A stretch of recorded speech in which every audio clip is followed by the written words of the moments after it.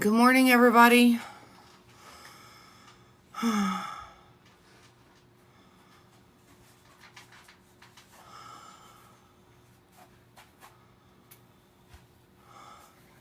Your room needs to be cleaned today, please, ma'am. Did you have to do this on the weekends? Yeah. Okay.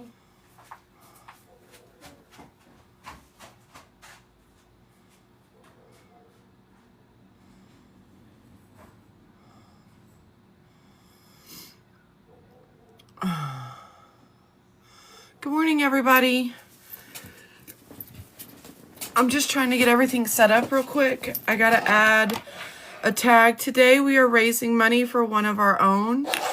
One of our mods is short on rent. The other ones and everything in the reports. And so I'm gonna post with their permission their Venmo. And share with you a little bit of their story. And if you could please make cash contributions directly to them. Their rent is late and they need it paid. I'm adding, give me just 1 second. I'm going to add that tag.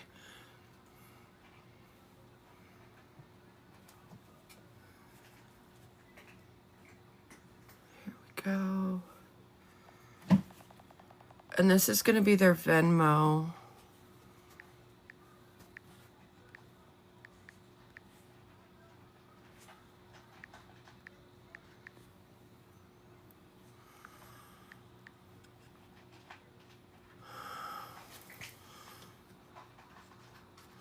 All right, we're just going to put it right up here in the corner. Okay. Good morning, Des. So as I was saying, we are raising money today for Boogie. He did give me permission to tell you guys about it. He is needing to get my meds. Oh, I'm sorry. Go ahead, get your meds, baby. He's a little behind on rent. He didn't quite make his rent this month. And he's a single dad. He's got a very small kiddo in home. We're talking a baby. So it's important. So it's important that he keep the lights on and the roof over his head. So if you are inclined to give financially today, right here, right there. Let me see if I can move my hand. Yep, right there. Ooh, I got foam on my, or fuzz on my finger. Right there, in that little tag right there is going to be his Venmo. If you are called to assist financially to help a single dad get that rent paid, you can send directly to his Venmo. So that will be our goal today. We're just going to let a few more people get in. And then we'll continue on with day 2, part 2 of Ghislaine Maxwell. Since they thought it was proper to take it down, you know. We feel it's proper to make sure everybody hears it, don't we? Uh-oh, y'all, I got butter on my thing. Hold on. I'm trying to eat some toast for breakfast. Toast and coffee, breakfast of champions, right?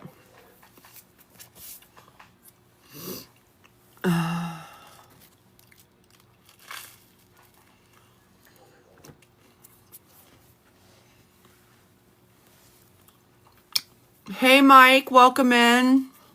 If y'all don't know, Mike is one of my old mods. Did an amazing job.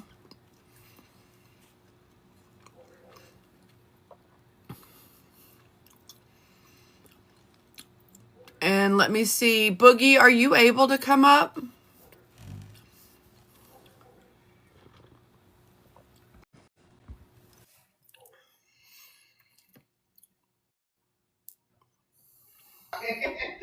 Awesome. Boogie, I don't know if you were in here earlier, but I did make the announcement. As you guys can see, we have a tag right here. You all know Boogie, our mod. He needs a little help right now. He's got a kiddo in the house. It's a very young kiddo. As you can see from the image on his, and he came up a little bit short for rent this month. So we'd really like to help him out. So if you're going to gift, please gift to him. And please remember that his Venmo tag is right here. If we are able, what witch? Hold on. I'm gonna look at this one off screen. Give me a second.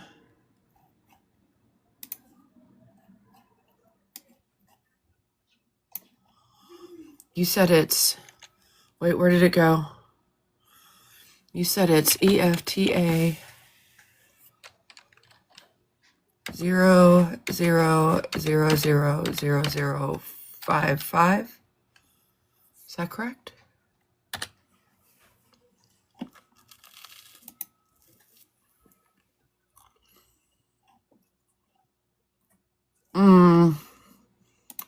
Give me the actual site, please. Okay. You're not going to do that. So let me go over here. While I'm looking for it, as I was saying, we're helping out Boogie today. He's done a great job of modding, and he's a little short on rent, and he's got a little bitty kiddo in his house, like teeny tiny kiddo in his house. And we want to make sure that he's able to keep that roof over his head. So if you guys could please gift to him. This right here is his Venmo tag. If you want to make any cash contributions, that's who we're raising for today.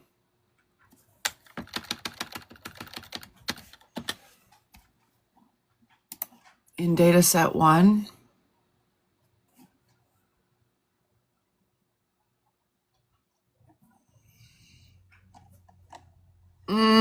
I don't think so. This is just a picture of the living room. I don't see. Oh, I see what you're talking about. No, those aren't real. Those are cherubs.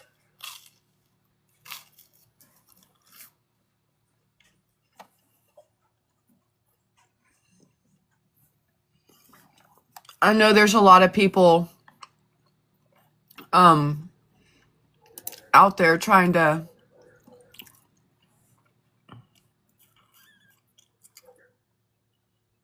all right, guys, we have 129 in the chat. We have OG up on the board today. We're raising funds for him, so please be generous to him. We're going to go ahead and start with part 2, but we're also going to open back up these. We found more.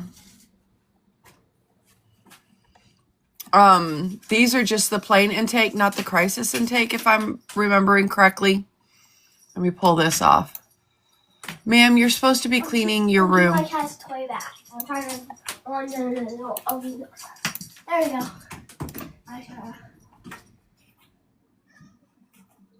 Thank you, Mason. Yep, we went through the crisis intake before. Now these are just the intake. And we will go back through and take a look at these after Ghislaine finishes spilling her web of lies to Todd Blanche. There's only a couple of parts in day 2. And so we should get through that pretty easily. Hi, Martina. So let's just go ahead and get right into it. Please remember to smash that like button. Roses and Go Populars keep the live alive. And if you want to keep up with the full exposure of the Epstein files, we are going through them every single day, twice a day. Raw review. So smash that follow button. You are always more than welcome to unfollow me later after we finish getting through the files. You will not hurt my feelings. So let's get rolling. This is going to be day 2, part 2. We are resuming from break. The time is 10:49 on Friday, July 25th. All right. So we've talked around this issue, but talked about it a little bit. I want to spend the next hour or so, or however long it takes.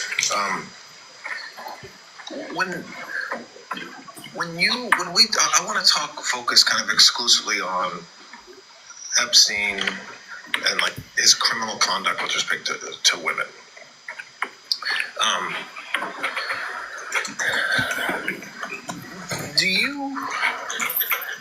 you said yesterday a couple times that like you now kind of recognize or think that there was things that he did that you didn't know about and that he kept from you or that you didn't see. What did you see? So you said yesterday, and I'm not trying to put words in your mouth, that at some point he was getting massages 7 days a week, sometimes multiple massages a day. Women have said that were there, that say that were there giving him massages, said that those included some sort of sexual conduct, however you define that in the broadest sense, not just a traditional massage regularly. So what did you see and hear at the time? And then I think, aside from what you saw and heard at the time, now that you've been through what you've been through and heard people say what they've said and read what they've read, where does that leave you in your mind with what happened? Okay, so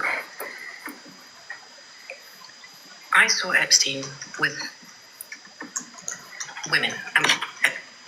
What I mean by that is he would have women around him, or women on the plane, or women in his house, or that's how I'm explaining that.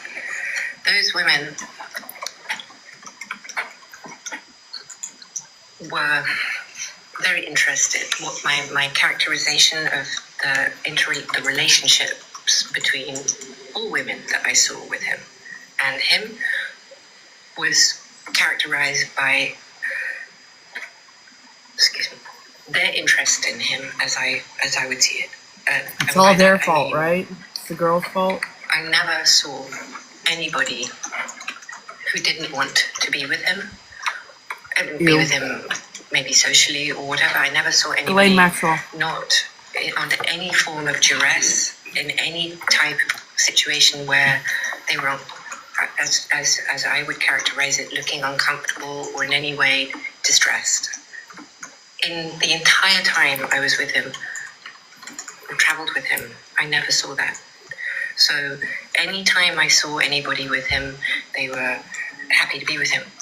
He would ask people all the time, whoever you were, to massage his feet. It just was, he'd be sitting there and he'd have somebody massage his feet or squeeze his shoulders, or I saw that a lot. It was an ubiquitous interaction, if you will.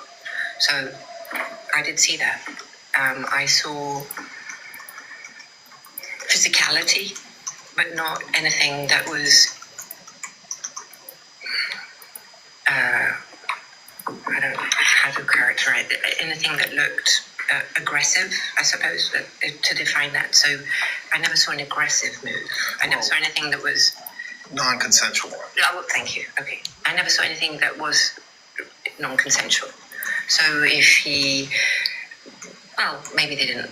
I never saw anything that looked like they didn't like the hug, or I never saw what I would characterize as anything that was unconsensual.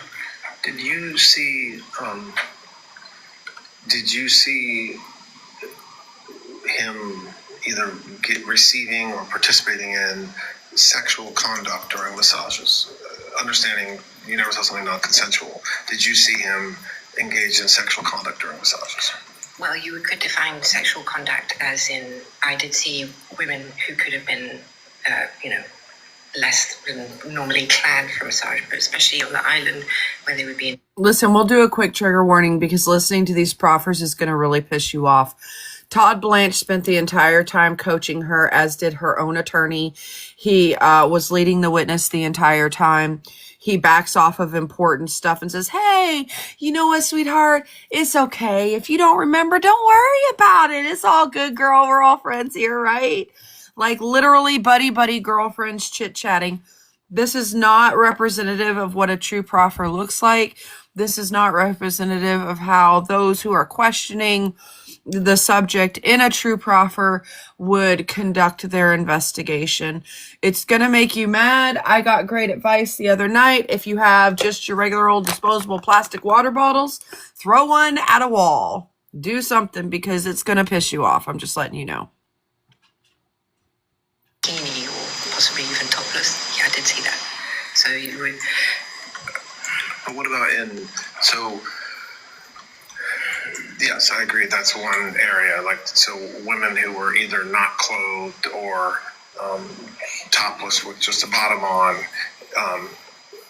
But beyond that, did you see as part of that him touching them? And again, I'm not talking about consent or not consent or age or, I'm saying like there's multiple, dozens and dozens of women who have said that they engaged in sexual contact, and I agree there's a broad range of how that can be defined, but defining it in the broadest of terms. I saw him being physical with women. I did see that, but nothing that was not consensual. And to address the issue of the large number of women who today say that he was not consensual or coercive with them, I'm not sure. Liar. In my mind, I sort of have to characterize the two distinct areas. There's one where is the women who are not of age. Therefore, anything with them is immediately unconsensual. Correct. So let's start. I don't want to define anyone who's underage versus anybody who's overage, because I do think that there's a very significant differential between the two. Well, so does the law. Yeah. Yes, okay, so I don't mean that. Yes, I agree with you. Fucking stupid. Okay, so I want to deal with the thing which is really why we're here. I mean, not that I'm not going to deal with the other, but I just want to make a distinction with the underage situation, because there's nothing about that that's right.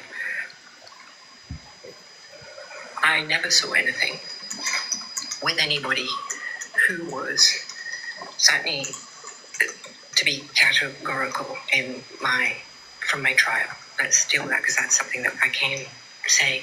I never saw that with them at all, and I would say that as described anyway in my trial did not happen as described. Liar. I'm not saying that Mr. Epstein did not do those things. I'm not casting those. I'm not going to say. I don't feel comfortable saying that today, given what I now know to be true. So I'm not here to defend him. But what I can. Crash out. Bitch, you brought him the girls. You brought them. You organized this. You turned it into an actual operation. You evil, horrible. How? Okay, crash out over. Is that I did not participate in that activity. And so let's divide this into two areas. Maybe there's more, but we'll start with two areas. One is there was testimony, and there's certainly been depositions and public statements that some of these young women had conversations with you about their age. So, for example, that's a good idea. Conversations about the fact that they were in high school, or conversations about the fact that they wanted to go to college one day, which would necessarily mean, well, not necessarily, but would be more likely to mean that they were in high school. They talked to you about that. And so were there women that you knew were underage?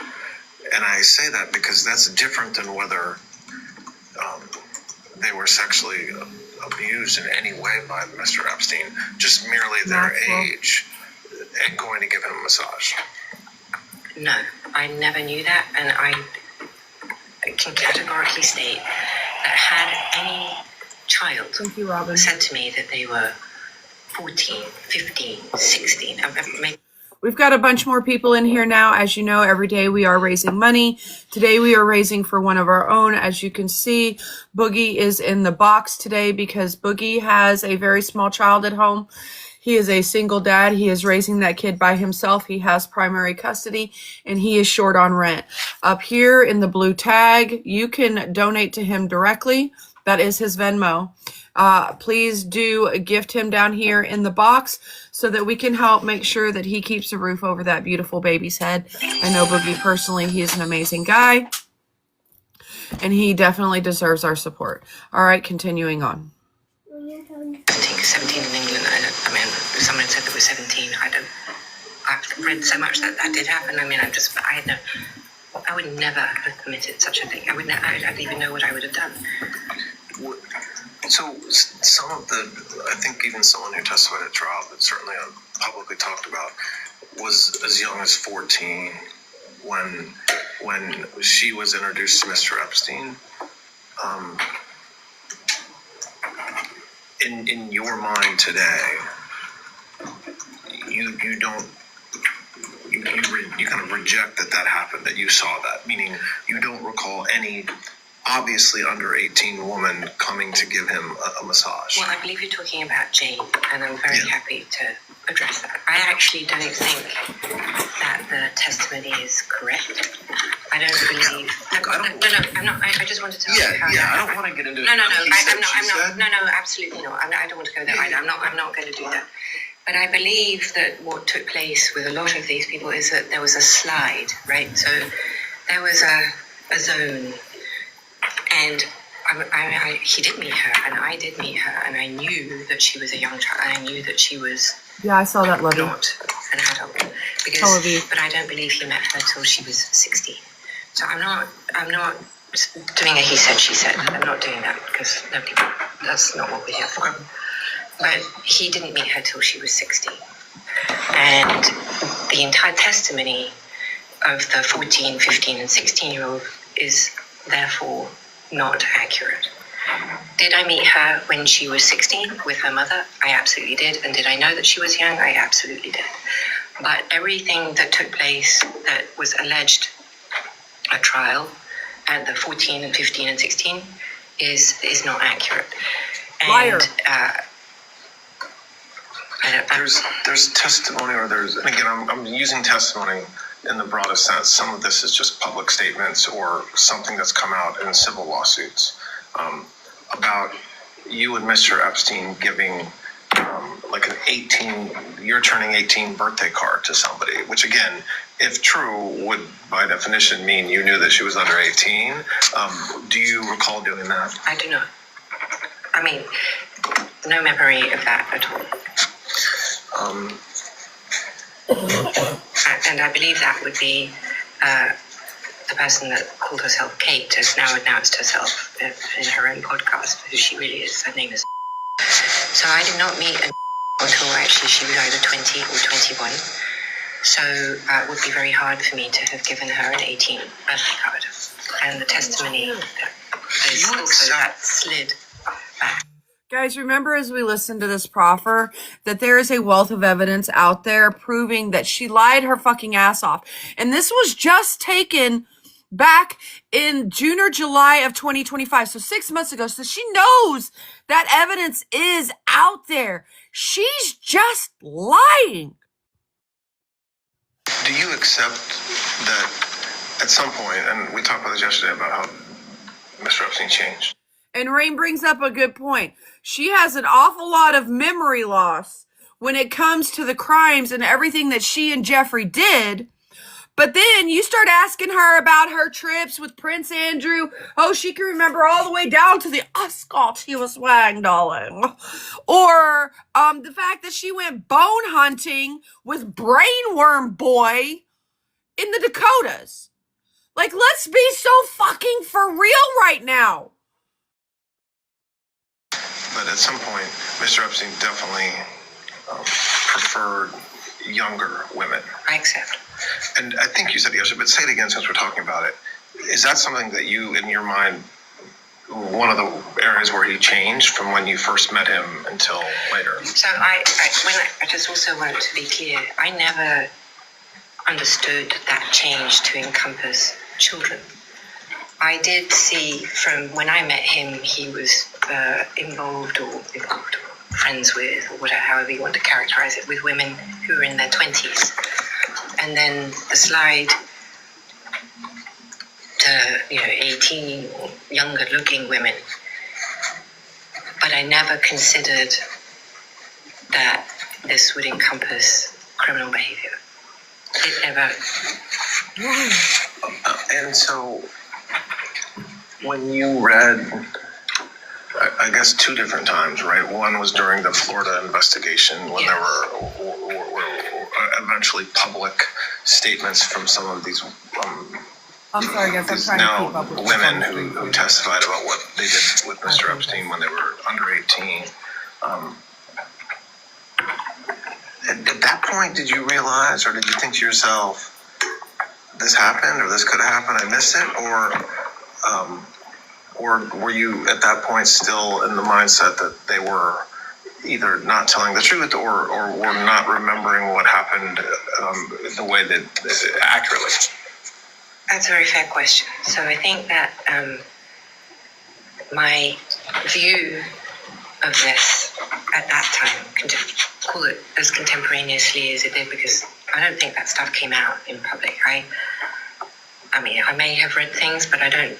My first real memory of that is at the trial. But my viewpoint, if you will, was set from the minute that lied in her civil deposition, and I could never recover from that because. Which lie? What are you referring to? Her entire characterization Okay. of. Now, I don't remember how she came or whether I did, but I'm talking about the first time she came to Epstein's house, which I knew to be false. So from that first lie of that description, I could never recover from that. I understand. Okay. So.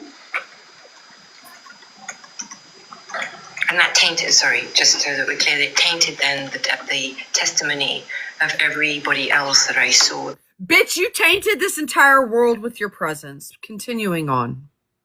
Post that, because I had my own personal experience, which I knew to be false. Yeah. And the reason why I think, and I said to Mr. Marcus that this morning that we were going to talk about this, because when I think about you and the public's perception of Mr. Epstein, the public is left with the view that nobody in the world knows what really happened except for you. We're pausing right there for a second. You guys pay attention to Lenny's comment. She said they're auctioning off his stuff, his personal items, and just not telling people that they're his personal items. Lenny, can you shoot me a message, a DM with that information? I would love to look into it. And you know what? If y'all got the money, go buy a piece of something, get some luminol, take a black light, and see if there's biologics on it. I mean, ew, but just see. Just see. Who knows? Let's see. They have been for the last 4 months. Wow. Is it at like Sotheby's or something? Of Mr. Epstein, the public is left with the view that nobody in the world knows what really happened except for you.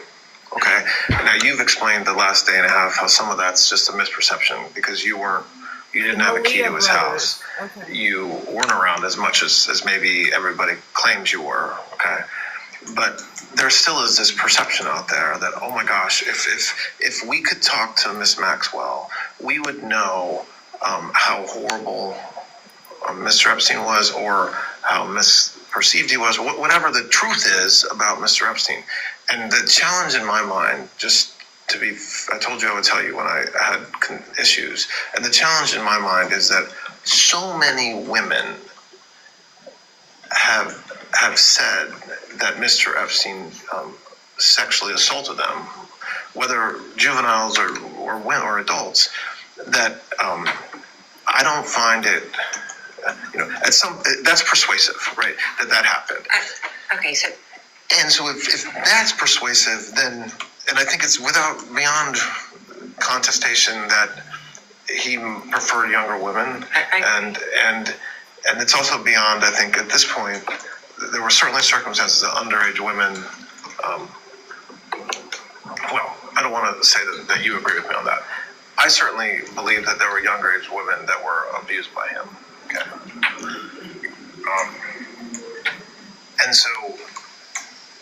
So the layer that I really want to have a frank discussion about is some of these women have said, oh yes, Ms. Maxwell was there, to varying degrees. She saw me there.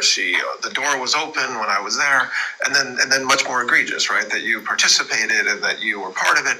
And so what I really want you to have an opportunity to say to us is where on the spectrum the truth is, whether it's somewhere in the middle, whether it's one extreme or another extreme. Understanding, in my mind, I'm talking about 1994, 5 to whenever, late 90s, early 2000s. And let me just interrupt. And all I would say is, we're not here to say anything one way or the other about Epstein. I agree with you that the evidence is overwhelming against him, and he's his own person and has to deal with that. But Ghislaine can speak about what she knows, yes, and from her point of view and what she did, and that's what you can talk about, Ghislaine. Okay, so I think it's helpful to put this on the time on the calendar, because I think without that we're lost. So I would say we'll go from the beginning. 91, no. 2, no. 3, no. 4, no. 5, no. 6. Now, in that time frame, you have the allegations of Jane, who I dispute. I don't think he met her till she was... Let's not talk about individuals. Oh, no, I'm just saying. Yeah, No, let's talk about individuals, because I want you to ask her questions individually about the girls that Epstein abused. I want you to do your freaking job and get her to confess, since she has absolute immunity. That's the only time she has absolute immunity. Come the freak on. I'm aware of her. I'm aware of a girl who said, but and those, I don't know of any others, and if there are other people who are making allegations about it, I'm not actually aware of them. I may have read them in the, but I don't know. So I think in the early 90s period, I think I'm fairly confident, and I can say that at least as characterized, it's just false. It's just, it didn't happen as said. Now, did it happen? Did he involve himself? I knew about Jane because I saw her come to the house, but I saw her with her mother. I know that her allegations are that there were orgies, for instance, but the people that she suggests were in her orgies didn't even work for Epstein until 98 or 99. Did he do orgies with those people and her? I don't know anybody who was there who said that they did. I certainly didn't see it. I can't say that happened. Did she do it with someone else? I don't know. The stories really start, the allegations really begin with, and I think that you have to shift his behavior, such as it was. There was one in California who made an allegation. There was a woman who said that I didn't know about. And so I think I would call her the first person. I'd be aware of him using his position to... Sorry to interrupt you, but I just want to... I don't want to have you... I don't think it's helpful for us to have you kind of address each allegation. Okay. I want you to clear your mind and just tell the truth about it. So I'm not saying you're not telling the truth. I'm saying just putting aside what other people have said or what their lawyers have said or what they testified to or, the rumors in the press, push those aside. You were there. And so when you go back to that time period, 92, 93, 99, 2000, 2001, during that time period, what did you see when it comes to young women and massages? All right, so I saw him receive massages. He had regular masseuses in the 90s, people who were standard and who traveled with him, and I saw that. He was living in that Iranian house, and now that I look back, I didn't stay there, but I would go to manage the house. I would see women, models, or people that he would have come to the house. I know that I thought that he was with Eva still at that time. That's what I believed. And then subsequently believed that even though she married him, I actually subsequently believed that the baby that she had was his. Can I interrupt for 1 second? Yeah, of course. Can I just ask some basic top line questions? Yes. Were you ever in a Now, the person asking the basic top line questions is an actual investigator. He's not there for the Dorito dusted dipshit. He is literally there to try and actually get information. I can only imagine how frustrating it was for the actual investigators who were there to have to listen to the way that Todd Blanche questioned her. He's gonna try and ask some more poignant questions, but honestly, he still skirts the issue. Like, none of them ask her the questions that need to be asked to get the information that needs to be gotten to be able to prosecute other people. Because at the end of all of this, every single one of these people is protecting this ring, and it's still going on. massage room with him and a masseuse? Yes. Okay. When was that? Well, he would come in sometimes and he would like say, oh, like give her a massage here, or he would grab my, but not often. I mean, he did come in from time to time. Were you? And just a reminder, guys, we are raising money today for one of our own. Boogie is a single dad. He's got a very tiny child, and he came up a little bit short on rent. So I have stepped away from my usual pattern for funding, and have put his direct Vimo link right here in this little tag that you see. If you guys could help him out and gift him. He's down here in the box right here. Gift him so that we can make sure that he keeps a roof over that baby boy's head. He is in here every single day modding for us and helping us out. If you need his CA, you can ask him in the chat and he'll send it to you. In a massage room with him with a masseuse that was naked, or giving him any sexual favors? I never saw that. That I remember. Okay. Did any of the masseuses ever discuss with you giving that they gave sexual favors to Epstein? No. Did you ever see an underage girl go into a massage room with Mr. Epstein? No. If you had seen that, what would you have done? Would you have left? I can't even conceive. I can't even conceive of. I can't imagine what I would have done. All right, I'm sorry. No, that's okay. Did you ever observe Mr. Epstein masturbating during a massage? Yes. I mean, when I'd seen him on a massage table, I had seen him masturbate. I don't know if there was a masseuse present, but I've seen him on a massage table. Okay. Sorry, I just... Did you ever see him masturbate with a masseuse, with a naked woman, either giving him a massage or reporting to give him a massage? I don't remember seeing that. Did you give him massages, by the way? I mean, there's a photo of you rubbing his feet, and I think... I certainly have been in the massage room with him, and I have certainly rubbed his feet when he would talk, but I was not a masseuse, and I didn't perform massage on him. Did you, over the years, did you pay the masseuses? It was typically not my job, but if there was nobody else, normally, so in Palm Beach, the houseman would give the money, and in New York, he would do that because I wouldn't be in New York I don't remember ever paying a masseuse in New York. So it wasn't your job on a regular basis to pay the masseuses. So if there was a masseuse 7 days a week, it wasn't expected that 7 days a week you would be the one handing them money. Mostly I would not. I'm not saying I never did it because that wouldn't be true, but it was not my job to pay him. I mostly recall he would either pay them himself, he would have money, or the houseman, and I think some of them would have probably received checks. And so just picking up on what Mr. Marcus was just asking you, did you participate in sexual activity with him with a masseuse, like at the same time? No. And so the testimony, I don't know if there was testimony, but the women who have said that happened, categorically, that's not true.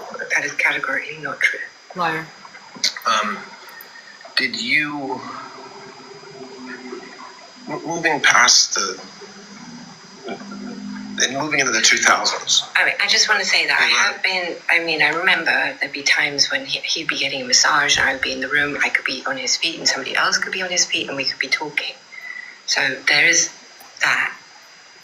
But that's not, you're not talking about something that's sexual. You're talking about literally just rubbing his feet. Yes. Okay. See, this is the problem that guilty people have. And as you guys know, I've worked a quarter of a century in the business. I've questioned a lot of guilty people. I've questioned a lot of innocent people in process of doing witness prep and things like that, and helping attorneys and prepare for direct and cross-examination and redirect and recross and all of the stuff that happens in litigation. Anytime somebody is guilty, and they know that there is evidence out there that puts them in the time, place, and space where the actions happened, they're always going to try and minimize their involvement. They're going to say, oh, no, I didn't see that. Well, I was there, but it was very innocent. We were doing this. We were doing that. And their story will change. If you listen to the whole proffer, you can hear her story change. She goes from, I didn't have anything to do with it, and he and I just traveled in the same circles and were acquaintances, to, oh yes, he did send me that money, but it wasn't money for me. It was spent other places. I never even saw it.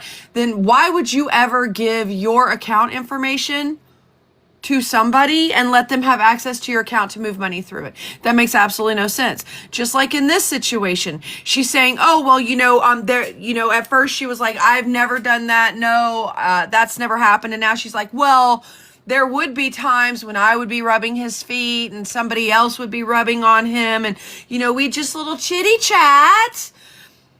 She knows, she was there.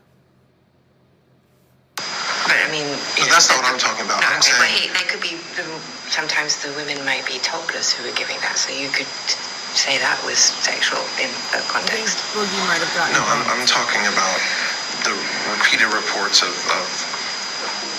certain sex acts happening with you present and even participating. No. Did you in the 2000s time period, so moving a little more recently, when you talked about it yesterday about how your relationship with Mr. Epstein changed and was changing, and you ultimately met somebody else, did you observe any massages or young women giving him massages later on, so after 2000, 2001 time period? I'm sure I did. And was there anything different about what you observed during that period and the 90s as far as the frequency, his conduct towards them? I think the frequency increased. I think he went from 1 to 2 in that time period. But I did not see, I have no recollection of ever seeing a child entering the house and giving him a massage. Yeah, I've invited him back up. At that time, he had moved me out of the main house. I had moved into an office with John Alessi, the former under the stairs. So I had an office where I would be that was not part of the house. If I saw people, and I'm not saying I didn't see people come to give a massage, that wouldn't be true either, but if I saw someone, let's say, I don't remember ever seeing anybody that I would characterize as a child. Now, specifically someone who accused me of seeing her. And just remember, this is the same, oh, we can't see you on the board, Boogie. Why don't you drop down and then come back up? You may have to go out and come back in. Just remember, this is the same party line that we're hearing from the far-right MAGA political pundits and everything else. It's them trying to redefine what a child is, so that they don't get in trouble for the things they've done. Trying to change the legal age of consent, trying to do things like that. It is literally them trying to minimize that these were children. These were children. They were not young ladies. They were not women. They were children. The same children that you see when you go to your kids' elementary school or junior high. These were children. Time when she came, if I did see her, and I don't believe I did see her or meet her at all, but if she did, she was, as she's described herself now, was very mature and looked in her 20s. So could somebody have come that was more mature looking than the Right, or high school. allegation of what she did look like with a photograph that was produced as evidence? Yes. But I never recall at any time seeing what I would characterize as a child Okay, Boogie. coming to give him a massage and going upstairs. Did I see people come? I absolutely did. Did I just didn't see children. I didn't see anybody I would think of as a child. And if I had seen a child, I wouldn't, I'm not sure what I would have done. I mean, did you, just talking, like coming out a little bit of just bigger picture, do you, at the time that you were in his life, was he did he seem to you to be a sexual deviant or I don't know what the right way to describe it, but when you say to me, he was getting massages every single day, right? So young women were everywhere, multiple massages on some days, flew with the women to the island, to New York, Paris. There's always women, they're always rubbing him. Remember, they calculated that he had quote unquote massage sessions with as many as 2, 3, 4, 5 girls a day, every single day, 365 days out of the year. Just try to imagine what that means. The magnitude of the number of people. Ocean, I said that by all accounts, they've calculated that he had quote unquote massages with these girls sometimes 2, 3, 4, 5 times a day, every single day, 365 days out of the year, starting in the 90s. So just imagine, yeah, okay, so Tracina did the math. She said that's 1,800 children a year. Now multiply that by a minimum of 10 years. A minimum. We'll continue on. Massages. I think it would be an understatement to say that that's not normal. I agree. We've all kind of been part of the Epstein story over the past several years, but you were there at the time, okay? What was it like at the time? I mean, was he a creepy guy when it came to that sort of thing? Was he protective of how he looked publicly, image-wise? Like, at the time, what was it like? I think if he had been creepy, like as you would define and you would expect someone who was living that lifestyle to be creepy, I don't think the women would have been there. I don't think that they thought of him as creepy. And if they did, I never saw them behave like he was being weird. Was it a lot? Yes, it was, for sure. I found it overwhelming and I couldn't understand why it was interesting because to me, it's not interesting. But he, as he defined it, he found it invigorating. He liked being with younger people. And now, not just younger people, I'm just saying because they gave him ideas and they were up to date on music and yeah, but that's like I'm just saying, I'm just telling you what he was saying to me. I mean, to me, I just found it a drag and difficult and annoying. Did you understand I wasn't the only person present, so this time in the 2000s you're talking about other people like Sarah Cullen who was around. It's not just my fault. Look at all these other people. Have you gone after them? Have you done anything about Sarah Cullen? She arranged all those massages. Don't look at me, look over there. Heifer. Who interfaced with him. I didn't have to, she was really interfacing with Epstein at this point in time in his life. She was running she was his assistant. And She so was I didn't about have to say she was running his trafficking ring. It was on the tip of her tongue. You can feel it in the air. It's a vibe. She had to stop herself. That's a fair point. But move beyond his assistants or the folks that work with him. What about his friends and the people that were associated with him? It couldn't be. It doesn't. I don't understand how this is an after fact of Mr. Epstein. So once he's arrested in Florida, it becomes part of his story, and then later on, he's charged in Southern District, and then here we are now in 2025. But he was a very successful, hardworking guy, and he had a lot of clients, and he flew with them on vacations and went to the island.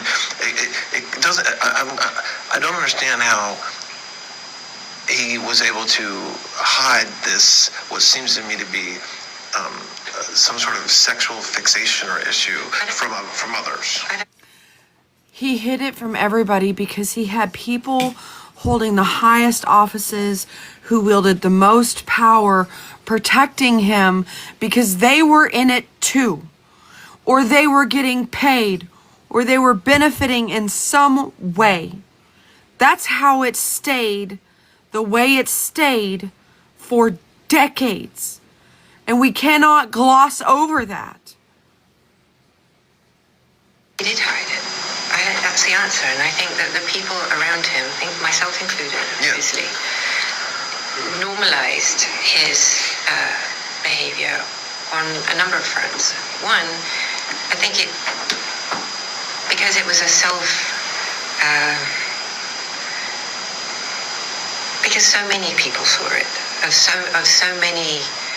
such a high caliber down that never seemed to think it would, well, if they thought it was strange, probably they never said it at the time, so it became sort of like... Hey guys, we just got a live restriction, so if you can smash that button, send a bunch of Go Populars and roses, share it to your story, and repost. We are trying to help somebody today while we listen to this. And smash that follow button. That also is going to help. I have appealed it. That's all going to help during the appeal. If we can't win the appeal, then we'll go down and we'll come right back up. It was his thing, right? He was always around with women. Now, I understand that it's very unattractive, especially in light of everything that we know today. But at the time, the only way I can sort of try and describe it is through Sex and the City, the movie, the show on telly, where that lifestyle is described on the TV show constantly. There are always these women around and men who like it, and a lot of the men that I know like women, and so maybe not as overtly as Epstein, but he was overt, not covert, except obviously in the context of the criminal behavior. So what we're discussing now, there's a difference between the criminal behavior and the non-criminal behavior. You don't like the lifestyle. I concur. I agree, especially now, and I own my side of that fence, that I was there and that I saw his behavior with women and didn't challenge him or do something. But I don't think back in the 90s or the 2000s we've had a cultural shift, and the cultural shift, I think, is a very important part of the analysis here. Not because I'm trying to justify this, because I'm not, and I'm not trying to, and I'm not here to do the Poor Me program, so please don't misunderstand this. However, in the 2000s, when this behavior was going down, in the initial blush of the Palm Beach investigation, the women who brought the women who were underage, 17, 16, I believe, if my memory serves, were actually targets of the investigation and could have been charged with prostitution and trafficking, or whatever, if trafficking was even a law. So you're taking behavior, and I did introduce him to women. I did, but not underage women. I understand that there are allegations. I have read them about myself going to schools. I can categorically tell you that I have never in my life gone to a school to pick up a child. Well, not for this purpose. I mean, like my stepchildren, but okay, sorry. Just. No, I understand. Okay, thank you. I just want to be clear that I'm not trying to be cute or anything. But I did look for masseuses. I did. I went to spas, and if I met somebody who said she was a masseuse, I did not check their credentials. And of course, if she was attractive, I did introduce her, yes. If I met friends who were interested, he was constantly asking me to meet new and interesting people. I did do that. At the time, I viewed it as, well, first of all, part of my job, I think, or part of my responsibility, if you were, to introduce, because it wasn't just women. If I met somebody who was interesting, like Mary Gelman, or who I thought he would like, I did that. So it's not exclusively, but he did, and I did do that.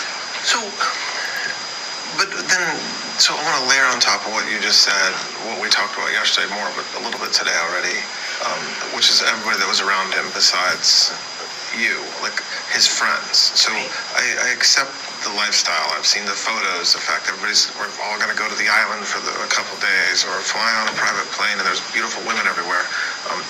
Is there any? I mean, do you, as you sit here today, think that the people around him weren't also of the same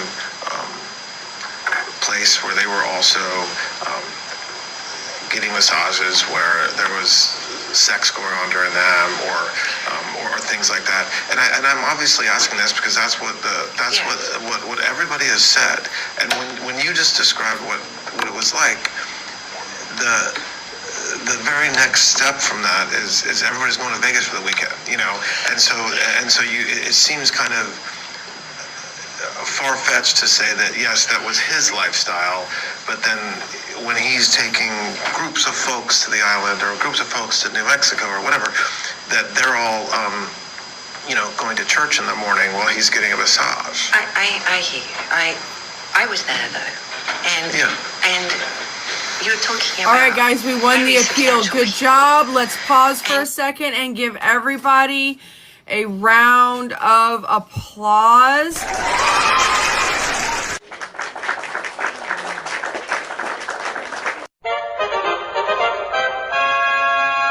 Good job, everybody. Thank you so much. Just a reminder what we're doing right here. I won't say it so that we don't get popped again. And let's continue on. Extrapolating, because the narrative that started in, by the way, not until 2009 is when it really started. So that narrative that was created and then built upon, and it just mushroomed into what, basically this is like a Salem witch trial. People have gone and lost their minds for this thing. I understand that. But the issue is, how do you satisfy a mob who can't understand the lifestyle because it's like P. Diddy and Redux on TV with Clintons and Trump? I mean, it's bananas. And while some of it is real, he did do those things. I'm definitely not disputing that. But this was a man, they didn't even believe he had a real business. I happen to believe he did. Did he grip?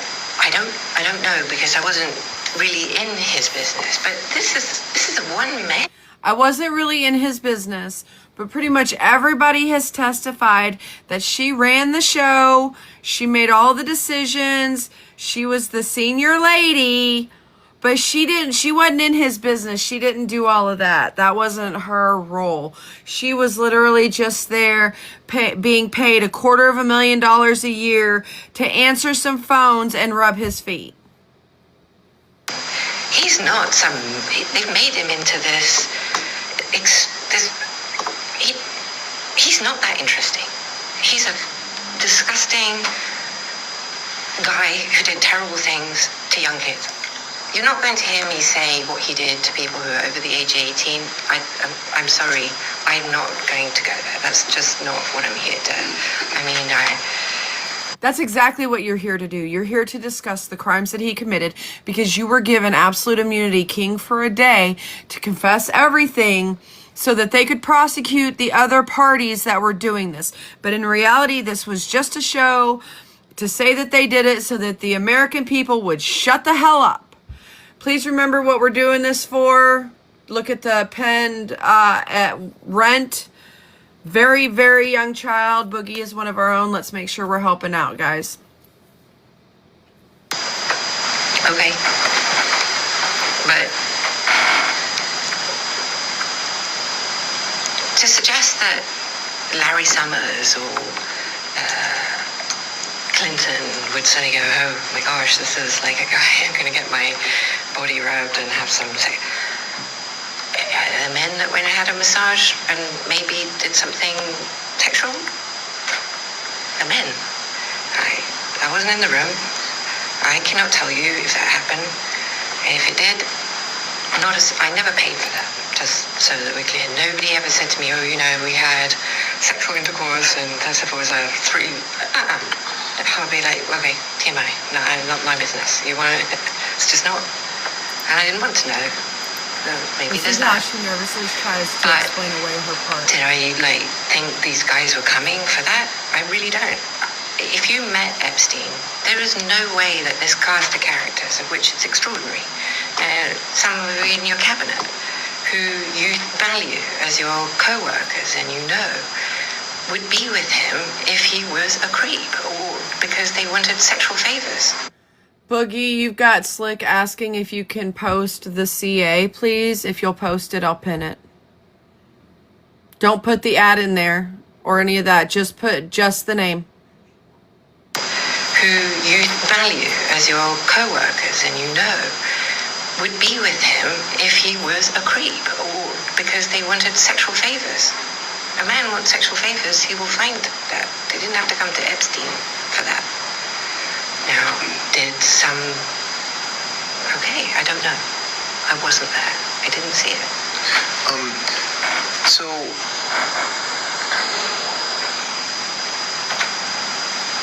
when's the last time you think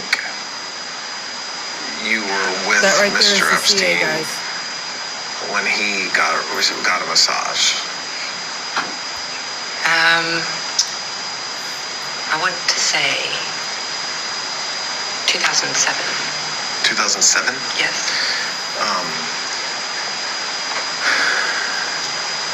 And the frequency at that point, so 2007, is that when it was at its peak, would you say? Meaning the number of interactions he was having daily with women and masseuses?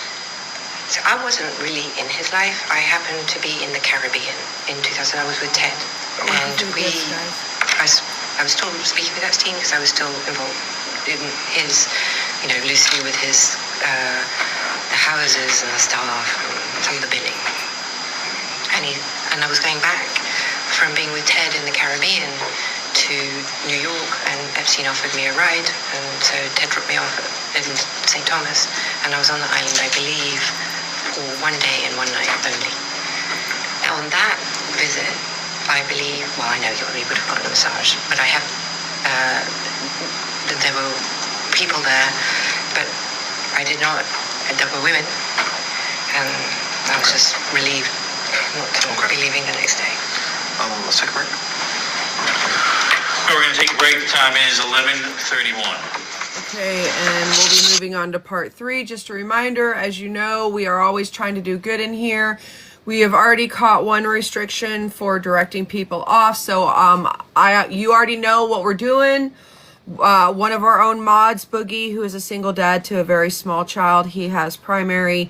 He is taking care of that child. He came up short on rent. This is going to be the Vimo He'll post the CA, just the name, and we'll pin that again. If you guys could please help him out, and Boogie, if you would post a number as well of what we're trying to reach, how much we have left, anything like that. Let's try and get this rent paid for him so that he can keep a roof over his baby's head. He is in here every day helping us modding. So let's try and do our part to help him out. And we're going to go ahead and move on to part 3 of day 2 of the proffer.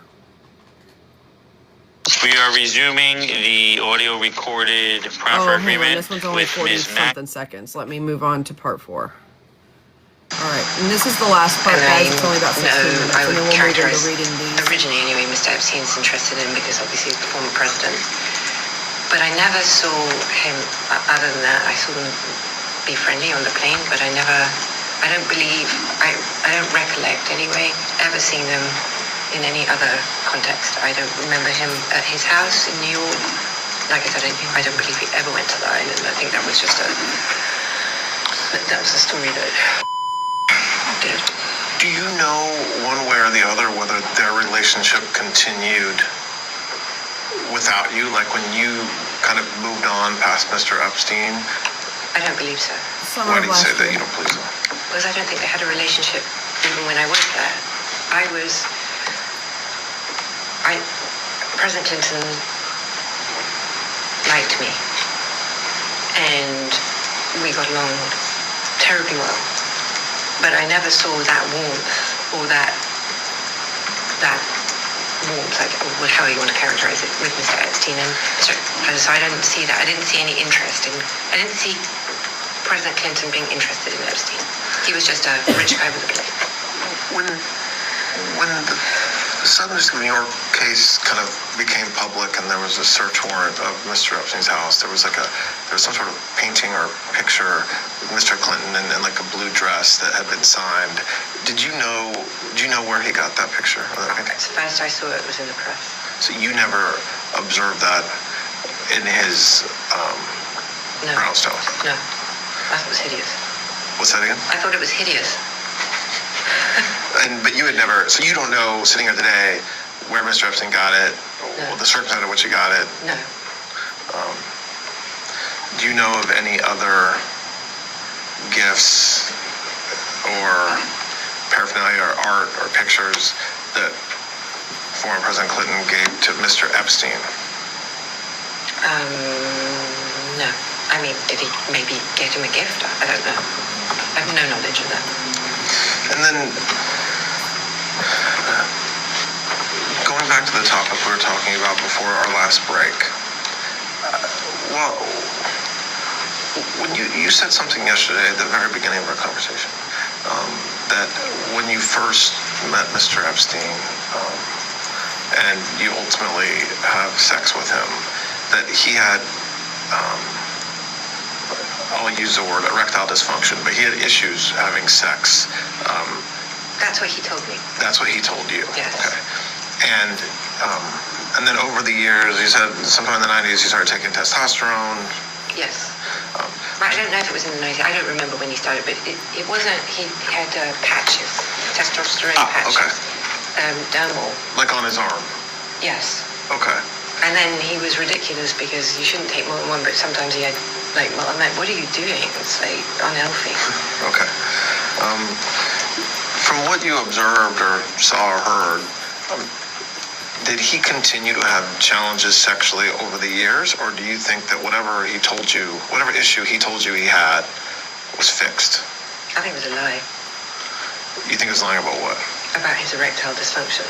Oh, you mean you don't think he ever had any issues? You think he just told you that? That is what I believe today, yes. But given, if any of the stories are true, he couldn't have had erectile dysfunction. The thing had a prior pistol, for Christ's sake. Well, that's one of the reasons for my questions. I mean, you're right. I mean, and again, we've talked about this a fair amount, but what did, like, the stories of what masseuses underage and overage have said about him and what he liked, what he demanded that they do, whether it's watching him masturbate or pinching his nipples, kind of things that are unusual. Do you believe that? Like, from what you saw, from what you observed, from what you did when you're in a relationship with him, is that true? Well, the bulk of what I read, he did not have sex. So that is consistent with what he told me, actually. And his masturbating, that is also consistent with what I knew myself. And I'm going to use a bad word. Please, you can use whatever word you need. Yes. Blowjob. Okay. He liked blowjobs. Okay. That I did observe. And he didn't seem to have any erectile dysfunction for blowjobs. But sex he didn't have. So when I read the stories about the allegations of sexual rape, I find that challenging because that was not his modus operandi. Boogie, they're having trouble sending to you because it's marked as private. You got to make your profile on those apps public so that they can send you. If not, guys, you'll find my Vimo in my profile, and if you send to me, I can send to him as well.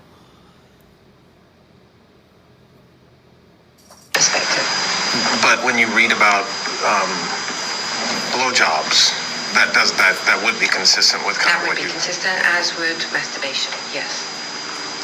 Did you talk to masseuses or women that either he was in a relationship with or who asked you about working with him?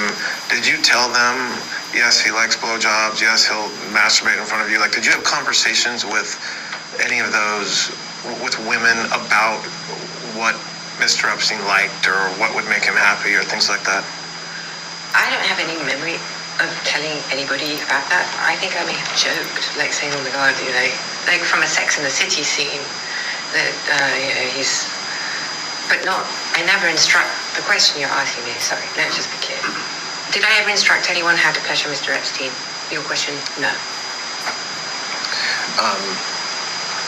And you said this earlier, but I want to just, you kind of said it on your own. I want to ask the question just so I make sure that there's no confusion.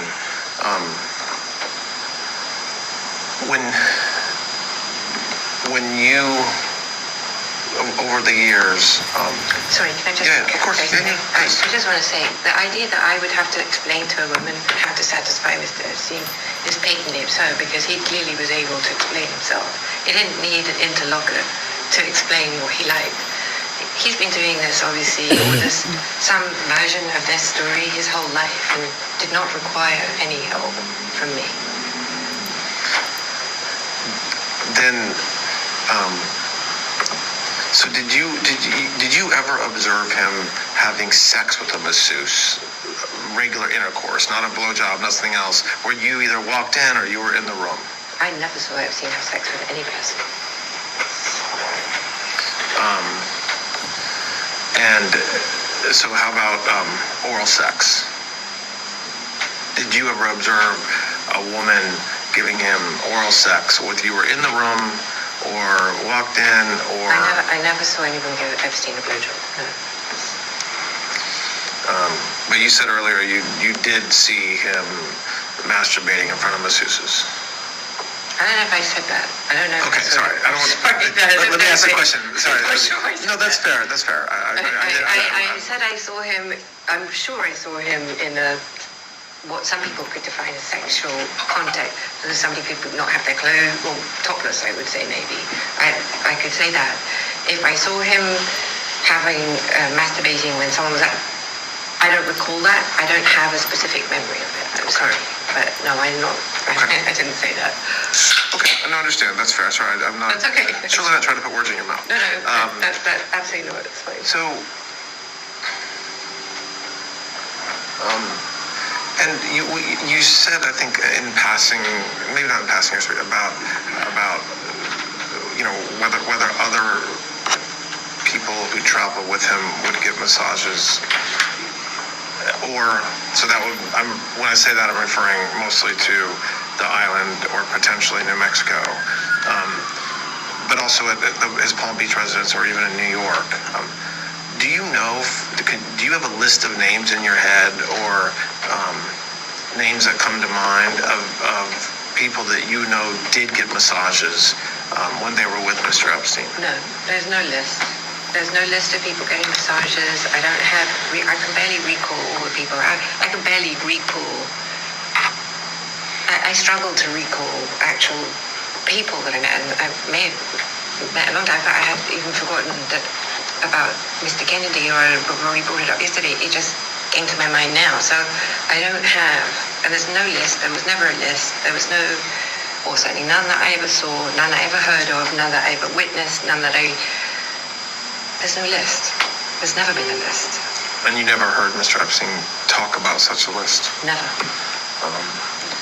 And you never heard Mr. Epstein suggest that he had some sort of control over somebody because of what he knew about what they had done, or had photos of them? I never heard him. No, I never heard him ask questions about that. I never heard him. So I've been present many times with masseuses. Who presumably could or maybe did massage somebody. I'm not saying whether they did. I'm not just in the context. I never heard him ask any question of any masseuse who may have given a massage to a friend who was on the island or in Palm Beach or anywhere else, for that, any details about that massage. Like, does he have a funky foot? No, I never heard that. It's really weird.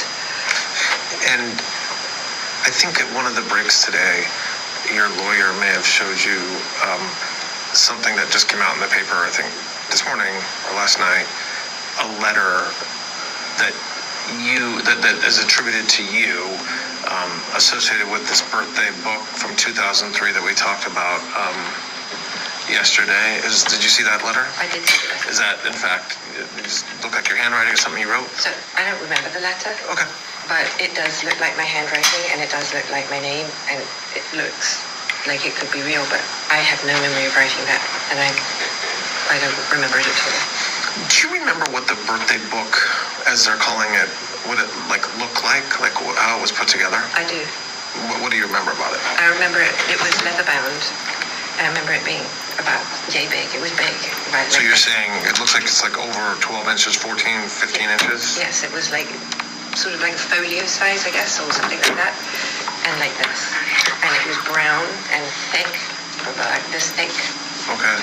And so I understand. on heavy stock paper. Heavy stock paper, like 14 inches high, That looks about right. and then around Well, A4's okay. We had A4 because it was done on heavy stock paper. But I can't remember if it was folio size paper or it could have just been A4. Oh, I see. So it could have just been letter size, or it might have been legal size. Yes. Heavy stock paper. Yes. And the folks that submitted letters were given the stock paper, or how were the letters, or did you glue or something the letters to the stock paper? Every which way. Some were given the paper and they did their own thing. Some would send me some scrap of paper and I would put it on the thing. Some I didn't get because, again, straight to Epstein, and I was just told to put them in, like I said. And how was it bound? It went to a professional binder who did it like a book that you'd see in the library. So like the glue that keeps a regular book, a novel that you would read together, it was bound that way? I believe so. I don't think it was stitched, but I don't remember. I mean, it was professionally done by a professional bookbinder. And then after you presented it, or after it was presented to him when he turned 50, did you see the leather-bound book? Did he keep it somewhere in particular? It was in his bookcase in 71st Street. In Manhattan? In Manhattan. And did you see it over the years until you stopped going to the Brownstone? I saw it. I know I did see it because it was right behind his desk. And after I stopped going, I don't know what happened to it. Do you remember being told or knowing where the book is now? No, but when I received in Discovery those pages, I assumed that it had been found when either New York or the island was searched, and I assumed that the Southern District of New York had it. But I think you said yesterday, but just to go over it again in case you remember anything differently, you recall seeing some of the letters in Discovery. I do. but you don't recall kind of seeing the leather book start to finish. No, but remember, I didn't see all of Discovery because they were very clever about, I didn't receive all Discovery, period. And in fact, very important items were not given to me at all, including witness testimony from grand jury. So you don't know one way or the other whether it was part of Discovery. You just know that you didn't get it. It wasn't part of Discovery that was given to you. Correct. But I'm absolutely sure that the Sun District of New York hid very important pieces of evidence from me. Okay. And I assumed that they leaked, because where else would it be? If that's what it is, if it's true. Okay. So I'll say it to you, I've talked a little bit more about it. I said to you yesterday that the purpose of what we did yesterday and today was exactly what we did, which is to have a conversation about Mr. Epstein and about you. Here's the problem with this. No, this was not supposed to be a conversation about Mr. Epstein and Ghislaine Maxwell. This was a proffer. We have some paralegals in the chat, so they're going to fully understand what I'm talking about here. In the legal world, when you are given a proffer in a criminal case, that is your opportunity to tell them all the information without fear of reprisal. That's the whole point of a king for a day proffer. It was not about them being a couple of friends sitting by the pool, having tea, and having a little chit-chat. It was literally about them getting the information to be able to further prosecute this massive ring of people who were doing heinous things to children, to other humans. They wasted 2 days in an absolute immunity proffer for her to spend all of her time kissing Trump's ass, licking the administration's fucking boots, and distancing herself from the situation. And I think it's very challenging to talk about everything we talked about in 1.5 days or in just a period of hours. So I'll talk to Mr. Marcus about kind of what we're going to do next, if anything. I'm not being coy or I don't know yet. I don't know. So we have some work to do. We'll do it with your lawyers to the extent we have questions or follow up. This has been very helpful. I think it was you who kind of said you wanted to talk, but we gladly accepted. So I do appreciate you being willing to meet with us, and I expect that we'll be in touch soon.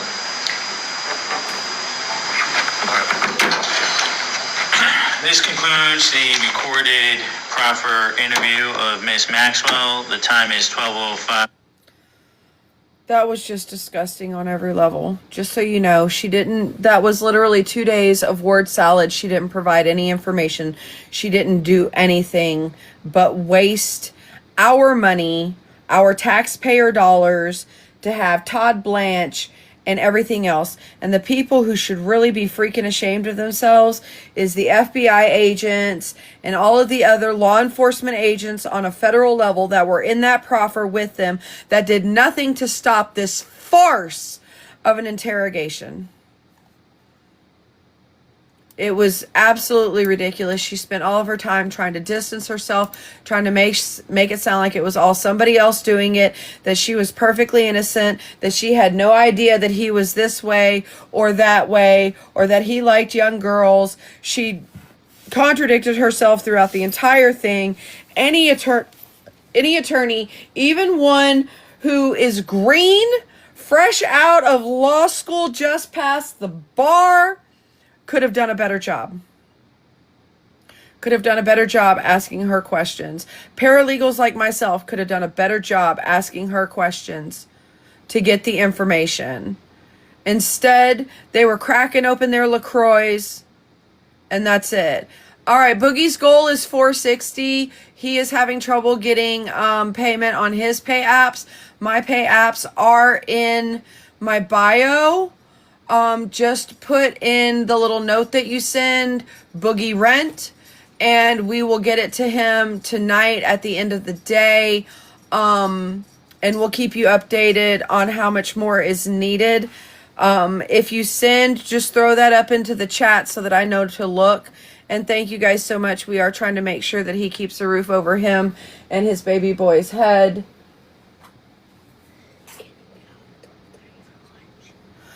We're gonna read through these, baby, and then we're gonna take a break and we'll do lunch, and then while you take your nap, we'll come back. Okay. All right. Thank you. All right, guys, we're gonna start going through some more of the FBI intakes. These are different. Whenever you search Federal Bureau of Investigation intake. As before, I will tell you what data set they are in and the EFTA number. And then we will read it and you will see it on the screen as I read it. Please remember to smash that like button. Please remember to help us meet our gift goals. And please remember that we are currently raising funds for Boogie. Thank you, Tanya. I will take a look.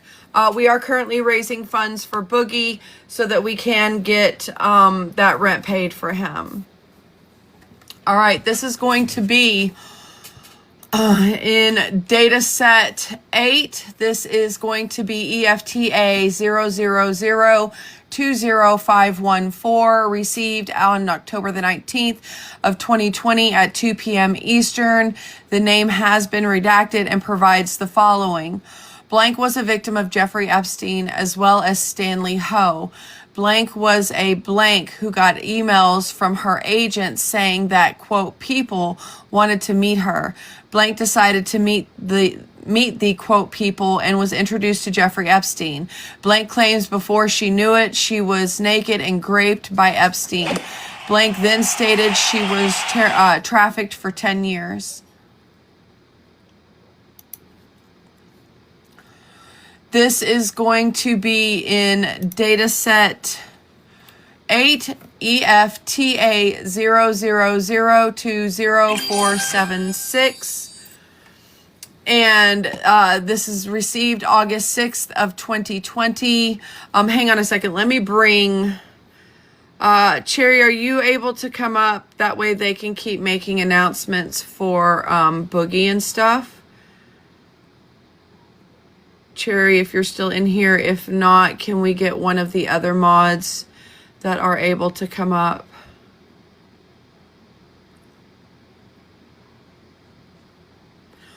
That way you can just come onto the mic and let me know when people have sent.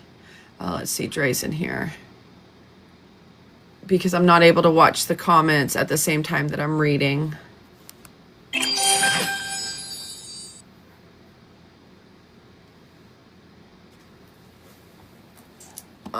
Let me see, who else do we have? And Tanya. We'll get one of them up here, I'm sure. If you guys, okay, Tanya's up. Tanya, if you'll just unmute whenever somebody throws into the chat that they had sent something for Boogie, that way I can mark it down so I know to go back and check. I will, no problem. Thank you, dear. All right, let's continue reading. Received August 6th of 2020 at 2:27 p.m. Eastern. Name has been redacted and provides the following. Blank provided the last name for blank as being blank. Blank stated blank was a jewelry designer and socialite in New York City. Blank mentioned she personally saw blank procure young underage girls for Maxwell about 5 times a week for a period of 2 years between 2002 and 2004. Blank seemed to target a lot of Eastern European girls new to New York, telling them Epstein could help them.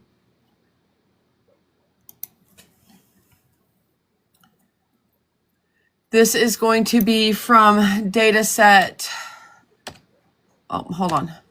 Data set 9 EFTA 01249810 received February 19th of 2020 at 12:11 p.m. Eastern. The name has been redacted and provides the following.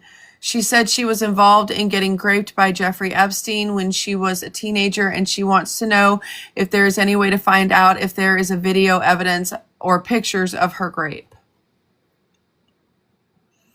You got to remember that a lot of these girls have hidden this whole time. They're scared that somebody is going to release those pictures, and they've tucked that part of their life away. They've moved on, and there's a genuine concern from most of these ladies that people they know are going to find out. And it's heart-wrenching. This is going to be from data set 8 EFTA 000-20505, received September the 8th of 2020 at 10:29 p.m. Eastern. The name has been redacted and provides the following. Thank you, Christine. Christine? Am I saying that correctly? I don't want to get it wrong. Thank you so much. We'll make sure that gets over to him. In 2013, blank at Behavioral Health in West Palm Beach, Florida, during a break, he noticed Maxwell speaking to two young ladies, identifiers unknown. Blank also saw Jeffrey Epstein at the facility sitting in car 3 or 4 times. He remembers the ladies getting into the car with Epstein and them leaving. The ladies were back at the facility within an hour of leaving. Blank is still in contact with a counselor, identifiers not provided, at the facility.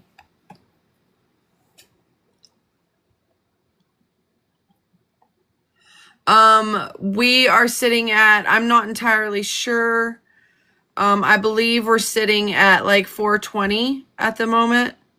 I'll have to double check, Boogie. I'd have to go in and look. Let's just, let's put it at 420. I know he's trying to raise a total of 460 for that rent. So if we could do that for him and help him get to where he needs to be. He is a single dad with a very small little boy who is absolutely adorable.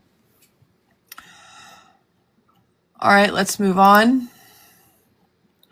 This is going to be from data set 9 EFTA 01245120, received August 6th of 2020 at 2:27 p.m. Eastern. The name has been redacted and provides the following. Blank provided a last name. Okay, so this is going to be a repeat. We'll move on. This looks like it is new. This one is going to be dataset 9 EFTA 01249628, and it was received July 11th of 2019 at 11:06 a.m. The name appears to, oh no, I'm sorry, it's from a Thomas Meadows, who provides the following. Blank mentioned to Meadows that something happened to her when she was young, but she did not tell him specifically what happened to her or if it happened while working at blank. Meadows lost contact with blank after he stopped working at blank. Probably says Mar-a-Lago. Let's see, that's going to be a repeat too. See, this is why I don't believe them when they say how many files they have, because that's now 3 different file numbers, 3 different EFTA numbers that are the exact same thing. They just put in a bunch of duplicates to make it look like they were giving us a bunch when they really didn't.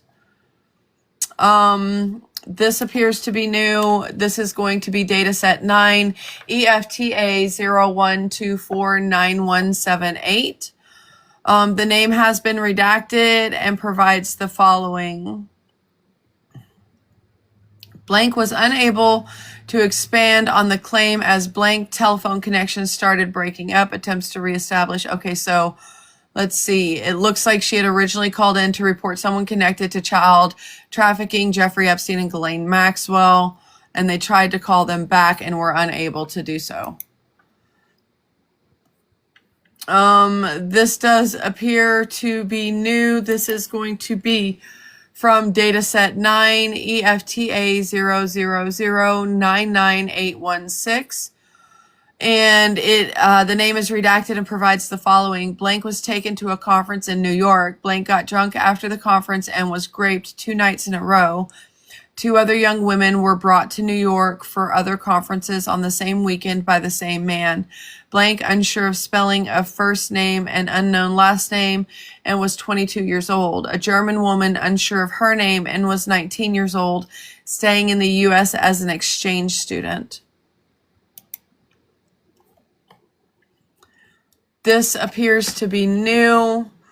It's going to be dataset 9 EFTA 002767777, received July 13th of 2021 at 8:36 a.m. Eastern. The name has been redacted and provides the following. Blank provided she's been speaking with blank and was advised to report information to the FBI. Blank recalls knowing Epstein and Maxwell as a child and recollects him visiting her in Florida when she was older. Blank emphasized Epstein telling her she'd never get away and always would be watching her. Blank has been going through a mental block and everything has hit her with therapy. She can see Epstein's face clear as day. Blank doesn't want to repeat the story over and over again, but would like to speak with someone directly concerning her experience with Epstein. Now, the one thing that we have yet to find in these files is any transcripts of the actual taped interviews and phone calls and things like that with a lot of these girls. We found a few of them, but we have not found all of them, and we certainly have not found the ones with the FBI. We have found the ones with like the Florida people. It's really, really sad. Thank you, Santina. I got it. We will definitely send that over to Boogie. We are now at, it looks like, hold on, let me pull up my little thing.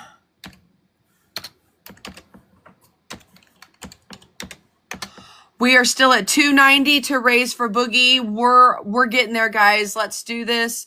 His pay apps aren't working. Mine are in my bio. So you can send it there and I will make sure that it gets to him. Thank you, Sunflower. We got you. So we're looking at 290, guys. We can do this. All right, let's continue on. This appears to be new. This is going to be EFTA 000-68333 in dataset 9, received 7/2 of 20 at 5:52 p.m. Eastern. The name has been redacted and provides the following. A woman named Blank introduced Blank to Epstein and Maxwell. Blank went to Epstein and Maxwell's apartment. Blank with 2 other girls. Blank was 23 at the time. While Blank was at Epstein's apartment, a massage took place and Blank had her photograph taken by a professional photographer. Epstein and Maxwell asked Blank if she was friends with many young girls. Blank stated, thank you so much, Raven.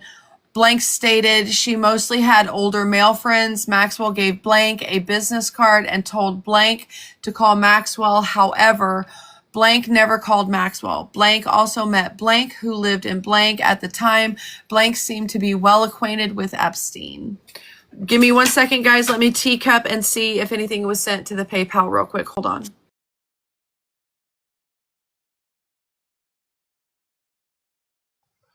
Everybody, tap that screen. You guys are doing awesome. Thank you so much for the help for OG. We so appreciate that. And if for those of you that don't know, his apps aren't working, so we're just sending it to Bunny and she will send it to him. And he's a single dad and needs to pay his rent. Thank you so much, everybody. All right, let me check one more thing real quick and then we will be ready. Actually, I'll check that in a minute. So we're still sitting at 290 right now. Let's see if we can get that knocked out by 1 o'clock. That would be amazing. And then we'll get that over hit to him today so that he can pay rent, because he does have that little boy that he is the primary provider for, that we need to keep that roof over his head, guys. Thank you so much to everybody that has provided. You are amazing people. This is why I love my group. Y'all are incredible. Let's go ahead and continue on. This is going to be, did we read this whole thing? Let's see. For friends, okay, yes, we did. Let's move on to the next. This does appear to be new. We are in data set 9, EFTA 0125. Sorry, you're hearing my daughter torture her cat. 0080, received July 13th of 2021 at 8:36 a.m. Eastern. The name has been redacted. Oh, wait. Nope. This is I'm sorry. This is a repeat. Let's move on. This one does appear to be new. Go ahead and zoom in on that for me. This is going to be dataset 8, EFTA 000200523. And the name has been received November 9th of 2020 at 5:16 p.m. Eastern. Name redacted, and provides the following. When she was 16 years old, blank was in New York City on vacation with her grandfather. She often spent time in the park exploring with her grandfather. One day, Ghislaine Maxwell approached her to offer a dog walking job. Blank went with Maxwell to her office where Epstein was present. She was offered a drink, which she said made her tired, and she fell asleep. When she woke up, she went to the bathroom and claims she was bleeding and sore. She claims to remember Epstein pinning her down at some point.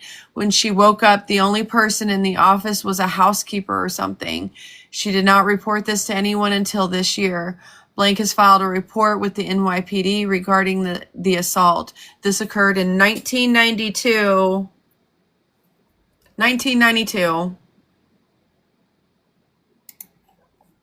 So at least 10 years before they got him in 2002 for the first one, and a total of, what, 15 years?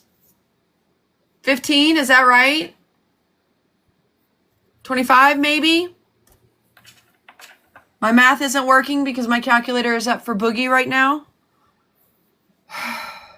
It's such a gut punch the entire time. Let's see, this does appear to be new. This is going to be in data set 9, EFTA 01249447, received July 7th of 2020 at 6:59 p.m. Eastern. The name has been redacted and provides the following. While initial crisis intake had her last name, okay, well, we don't need to read that part.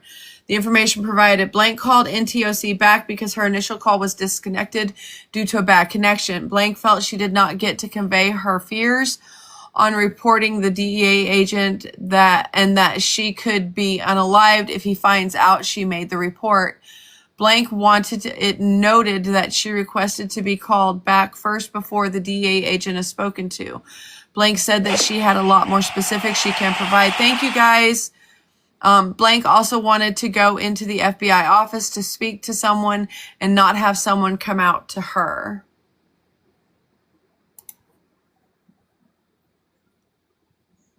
Let's see. This does appear to be new. This is going to be data set 9, EFTA 01249565. Okay, we are now, hold on a second.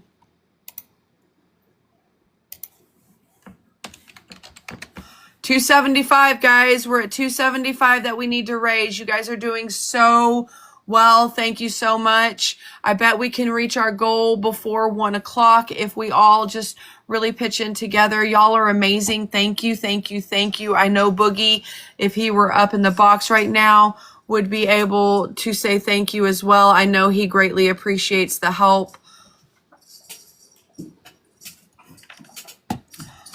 This is received July 6th of 2020 at 12:50 p.m. Eastern, and it looks like it came from a gentleman named Mike James. Mike James provides the following. let's see, Twitter username blank. Blank responded to a Twitter post that stated, "I'm thankful that I never had a photo of me accidentally taken with Ghislaine."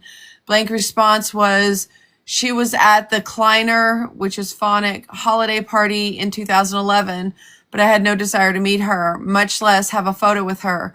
We knew about her supplying underage girls for X, but I guess that was fine with the cool people who manage the tightly controlled guest list." Everybody knew. Nobody said anything. Everybody freaking knew. And nobody said a thing. And I'm trying hard not to cuss. This does appear to be new. This is going to be in data set 8, EFTA 000200493. The name has been redacted and provides the following. He provided a background for himself, such as working with prominent business figures such as Leslie Wexner and Jeffrey Epstein, being pardoned by a U.S. president, among several other pieces of information.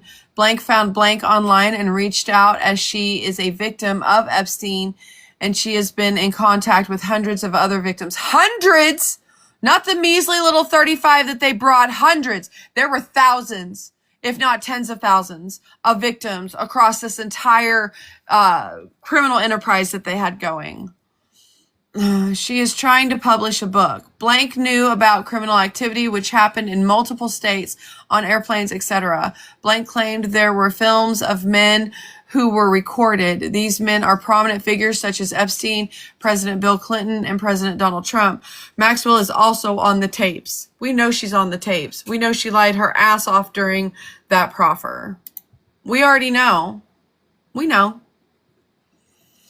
Let's see. This does appear to be new. This is going to be in data set 8, EFTA 000200515. The name has been redacted and provides the following.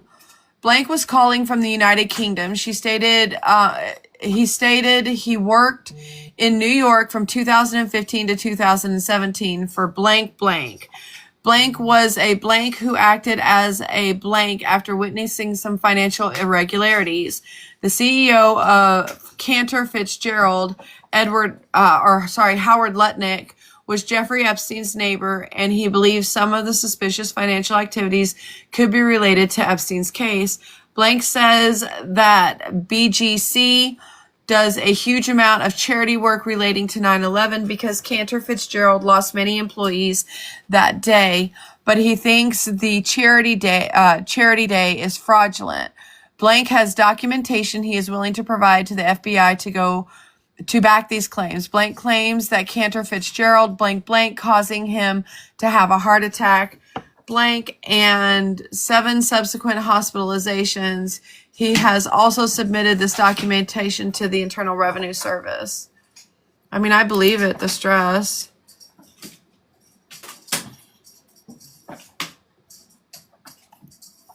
This, hold on, let me check the apps real quick.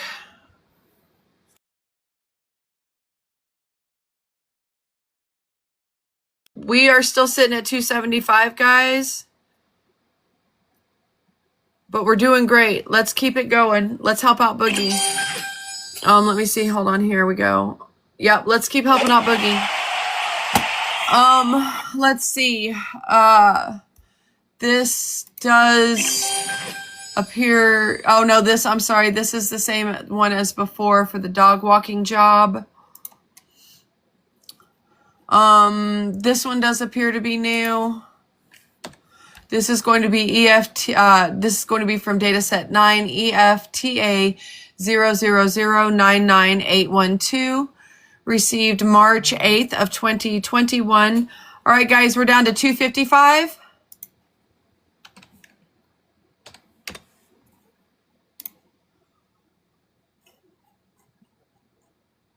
We're down to 255 now. Thank you so much.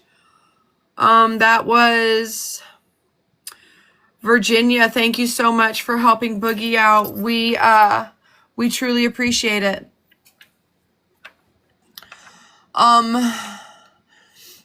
This is, the name has been redacted and provides the following. Redacted ex-fiance blank, alias name blank blank, date of birth, residential address, email address, blah, blah, blah, had befriended Epstein. Blank had been a hostess, lady of the night, model for blank agency, and set up trips and meets with recruiting underage girls for Epstein.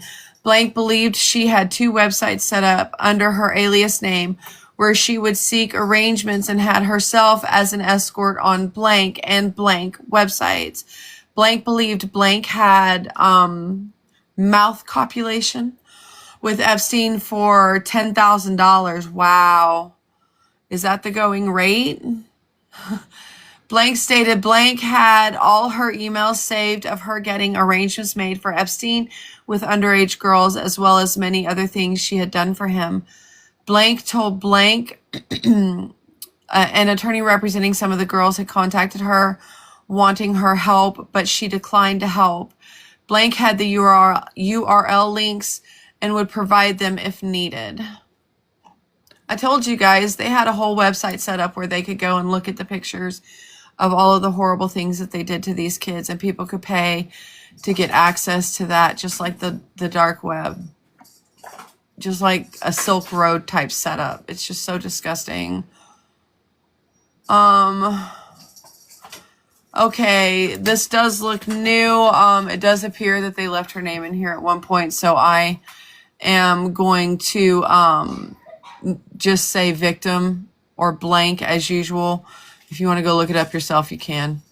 This is data set 9. It's going to be an EFTA 01248422. And let me just say as a caveat before we move forward, the importance of, if we see these victims' names, you know, human nature is to go search them out. Please leave them alone. If they haven't come out, if they're not being part of the public circuit, if they are, you know, being very quiet and trying to keep their privacy, please respect that. There are a lot of women who may not be in a place. There are a lot of people. It's not just women. There are a lot of people who may not be in the place that they need to be to discuss this. And we need to respect that. Please leave them alone. I'm way down to take a break. Okay, baby. Don't bother them. Don't make their life worse. Okay, so this was received November 9th of 2020 at 5:16 p.m. Eastern. And the blank provided the following. When she was 16 years old, blank was in New York City on vacation with blank. She often spent time in the park exploring. Oh, okay, no, I'm sorry. This is the same one and it contains her name. So we're just going to go ahead and close that out. Let's see. Is this one going to be the same? No. Okay. This is going to be data set 9, EFTA 01250179, received August 9th of 2021 at 12:09 p.m. Eastern. The name has been redacted and provides the following. On 8/9/2021, blank talked to blank and asked about a letter blank wrote. She claimed she was a victim of Epstein. Blank said she was brought to a rich environment, that's in quotes, as a masseuse where she was, quote, pampered. Blank said Prince Andrew present and confirmed he, quote, came onto her. Blank specified alligators were in the water. Blank remembered when blank was between 12 and 15 years old. In the 90s, blank would come home with cash and refused to specify where it came from. Blank described her daughter as, quote, a runaway because blank would not come home some nights and refused to say where she went.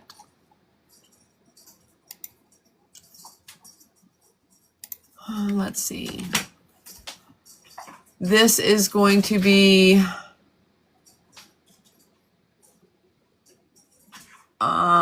nope, this is going to be a repeat. Let's see. This does appear to be new. This is going to be in data set 8, EFTA 00020491, received August 17th of 2020 at 3:32 p.m. Eastern. The name has been redacted and provides the following. Approximately 28 years ago, when Blank was 14 years old, Maxwell approached her about modeling, international travel, and massages. Blank worked at the Jupiter Gym, which is now known as Elite Gym of Palm Beach, Florida, and was working out on an elliptical machine when Maxwell saw her through a window. Maxwell spoke to the person at the gym front desk before walking up to the caller. Maxwell provided a card to Blank and asked if she was a model. Blank said she was 14 when Maxwell asked her age. As a child, Blank modeled and was involved in pageants, but was told by a modeling agency she was unable to be a runway model due to a hip defect. When Maxwell offered to help Blank become involved in modeling, including international opportunities, Blank tuned out most of what Maxwell said. Blank remembered Maxwell mentioned Victoria's Secret and massages. Blank never reached out to Maxwell because the offer sounded as if it was mostly based around modeling, which Blank was unable to do.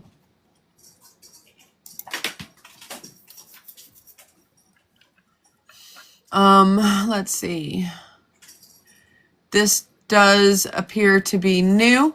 This is going to be in data set 9 EFTA 001555503.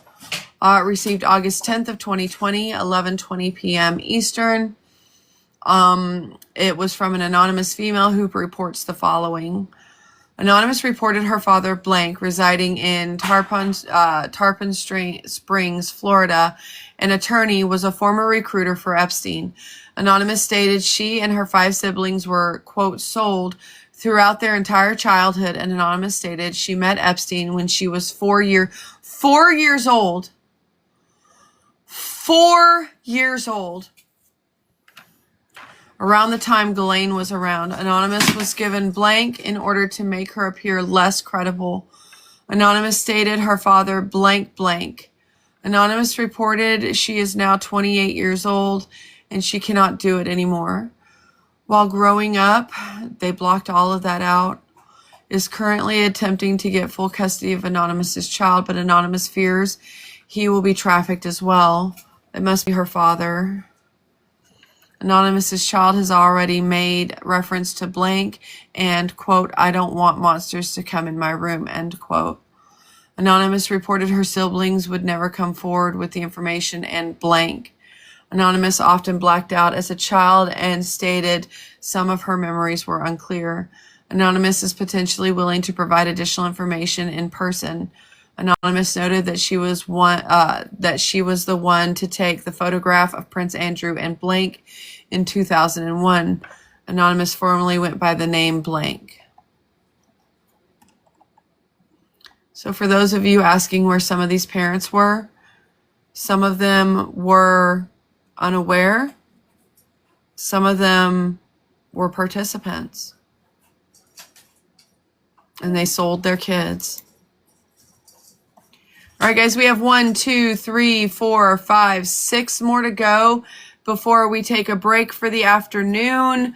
If we could clear at least half of what we have left, that would be amazing. We are still sitting at $225 for Boogie's rent. His pay apps are not working. I guess I can lose the tag then. His pay apps are not working, so you can send to my Venmo or my PayPal there in my bio, and I will get that to him this afternoon. As soon as we get off of here, I'm going to send him what we have so far. But we have $225 left to go, and it would be really awesome if we could take care of that back rent for him, that unpaid rent for him. He is a single dad raising a very small son. Completely on his own. He has 100% custody. This does appear to be new. This is going to be in data set 9. Thank you so much, guys. Data set 9, EFTA 000-78523. Received November 16th of 2021 at 12:09 p.m. Eastern. The name has been redacted and provides the following. In August or September of 2000, Epstein was staying at the Surrey Hotel in Manhattan, New York, when Blank cared from him. I guess that's supposed to be for him on one occasion for at least a 24-hour time period. During this time, Blank, quote, experienced what the victims went through. When asked if Epstein did something to Blank, she stated she did not want to provide that information over the phone. While Blank cared for Epstein, Ghislaine Maxwell visited him. Blank did not want to provide any information on Maxwell over the phone. Blank followed Epstein's case and saw where jurors were selected for the trial. Blank did not report this information sooner as she was bound by HIPAA guidelines as Epstein was her patient. I wonder what he had going on that she took care of him. Probably plastic surgery if he was at a hotel recovering. Blank spoke to many attorneys about what information she could legally provide, that's in quotes, provide about Epstein. Blank was not bound, quote, legally to not speak about her interaction with Maxwell. Blank would like to speak with someone regarding this information in person as she has, quote, significant information, end quote, that could, quote, help. The district attorney. Blank is a professor of nursing, so she will not be available today, 11/16/2021 in the afternoon, as she will be giving an exam.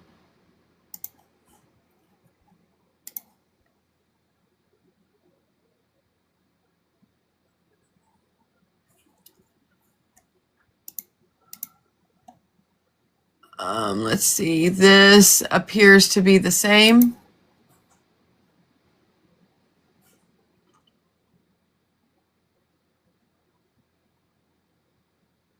This appears to, oh, wait.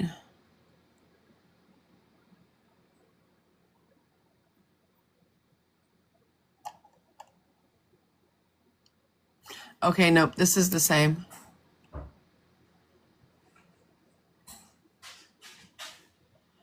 This does appear to be new.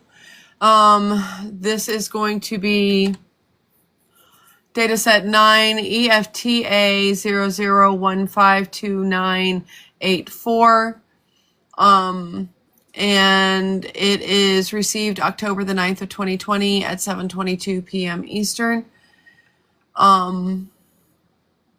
The name has been redacted and provides the following. Blank met Blank at a hospital where they were roommates in 2000. Blank now goes, I'm sorry, just 1 second, guys.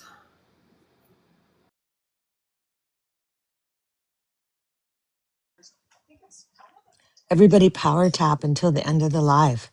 That would be fantastic. Okay, guys, let's continue on. Let's see.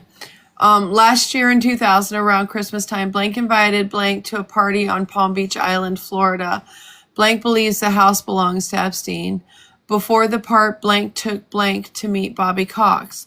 Cox was a young man and introduced himself as a model scout. Blank laughed in response to Cox's introduction and said, "No, you're a PIMP." Blank, Cox, and Blank then went to a party. They entered the property through the backyard, and Blank said she would go inside to speak with the hostess, which Blank believes was Blank Maxwell. See, right there tells you that they were blocking out Ghislaine's name, which she believes was Ghislaine Maxwell. They have it redacted right there. They're protecting all of them. Every last one of them. Let me read that EFT for you guys one more time if y'all want to make a video about it. EFTA 00152984. Let's continue. When Blank took Blank inside, Blank told Blank to stay close and to not get into any of the rooms. Blank took Blank to meet a man named Kurt Schmidt, who is currently the CEO of Blank, or of Blue Buffalo. I guess that's the dog food, right? When Blank and Blank approached Schmidt, he asked Blank if Blank was cool. Blank stated she was cool. Blank said, "No, he means cool to have X." Schmidt said, "No, he meant, booger sugar." Blank took Blank back inside, and someone told the party that Donald Trump had invited them all to a party at Mar-a-Lago.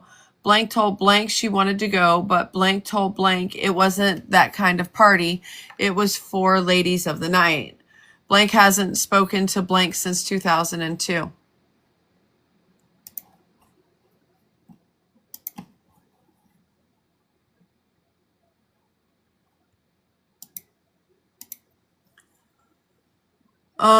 This appears to be the same.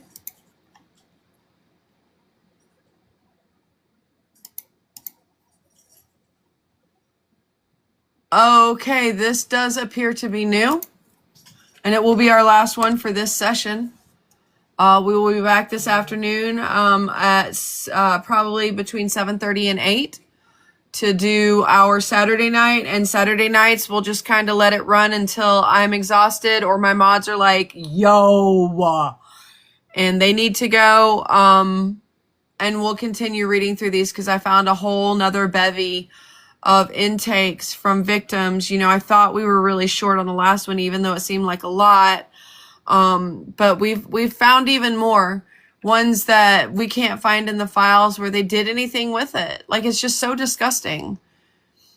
This is going to be data set 9 EFTA 1249445. If we could get, since we've been up for more than 2 hours, if we could get those likes up to 200K before we log off in the next few minutes, that would be incredible. If not, if we could get it up to 150, that would be really superb. If we could close out those gift goals. And don't forget, we still need another, I'm sorry, I misspoke. We need another, I think it is 250. Yeah, 255 for Boogie. That can be made through those pay apps in my bio. All right, let's go. Let's see. This is EFTA 01249445, data set 9, received July 7th of 2020 at 5:38 p.m. Eastern. The name has been redacted and provides the following information. Oh my gosh, we're all the way back to 1981 now. That's 30 years. 30 years. Let's see. Blank provided, Blank met with Maxwell and Epstein in Las Vegas in 1981 or 82. Blank was then dating Blank, who was a supposed DEA agent and expert witness for the FBI. Blank was very abusive with Blank and would lady of the night her out. Blank was forced to meet Maxwell and Epstein. Blank can place Prince Andrew, Maxwell, Epstein, and a model agency guy in the Maxim Hotel for what Blank thought was a modeling call. Blank recalls being with Maxwell and Epstein for about 12 hours, being questioned about everything. Maxwell was trying to persuade Blank to procure young girls for Epstein. Maxwell would show Blank what kind of girls Epstein was looking for and wanted. Blank was trying to do whatever she could to get away from them. Blank called Maxwell the mastermind. We've all said that, right? We've all said that. The mastermind. They gave Blank $350 and wanted her to get booger sugar.